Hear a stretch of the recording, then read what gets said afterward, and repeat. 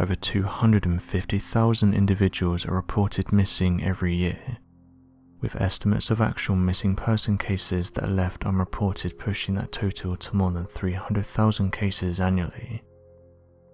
With that many reports, it's no wonder that a vast majority of these cases are left unsolved.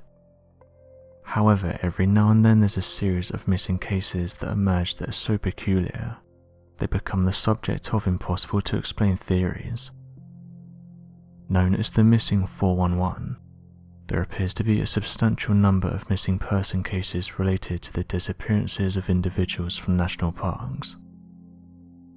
On the 21st of November back in 1953, a 40-year-old man by the name of Charles Warner would suddenly vanish under suspicious circumstances, while elk hunting with a close friend after claiming that he was going to make a quick stroll back to his car to gather additional supplies for their hunting trip. Although the disappearance of Charles Warner is not exactly as dramatic or strange as some would believe, the physical evidence left behind would point to something far more strange having occurred in the area. According to the report, Charles Warner, an experienced hiker and outdoorsman of many years, decided to travel to the Umatilla National Forest, located a little less than 20 miles south of the Washington border. Rather than go alone, Warner was well aware of the safety protocols, and so decided to bring along a close friend of his, another highly experienced hunter and outdoorsman to go elk hunting with. As the two men arrived at the location towards the end of November, they decided to travel an additional 5 miles south, as Warner drove his car off a road that entered deeper into the wilderness. The first 2 days in the region, Charles and his hunting partner grew increasingly frustrated, as they remarked to each other that there appeared to have been no wildlife in the area, not even small game animals that should have littered the trees and forest floors.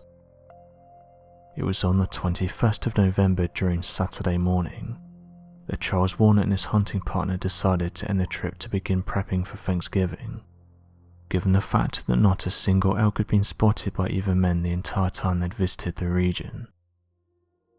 Towards the middle of the afternoon, however, Charles and his hunting partner believed that they'd heard large game animals moving into the region, as they were roughly 1 mile away from Charles's parked car.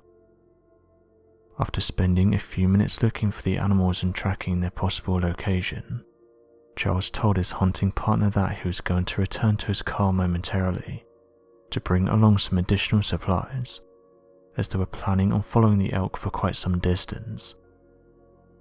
Deciding to stay behind in the area in the hopes of funneling the elk more towards Charles's location, Warner's hunting partner stayed in the same location to wait for Charles's return. After several hours of waiting, however, Charles's hunting partner started to grow suspicious that Warner had abandoned him, possibly as a joke or because he had happened to find a better hunting ground. This would cause Charles's hunting partner to return to Warner's car that was located at the side of the road, within a mile of their location. Once back at Warner's car, however, it became apparent that Charles had not yet returned to the area as he'd originally planned, as nothing in the car had been moved and Charles was nowhere to be found. Worried that Charles was lost as the sun was now setting, the hunting partner quickly contacted National Forest officials to begin a search and rescue operation within the hour. The search and rescue team was composed of the local county sheriffs, around a dozen local residents who served as volunteers, rangers and officials from the United States Service personnel, and private airplane pilots from the nearby airport to serve as aerial support. Despite more than several dozen individuals assisting with the search, no sign of Charles Warner was recovered. Within the first 2 days of the search, a sudden snowstorm had passed through the region, making search efforts far more difficult.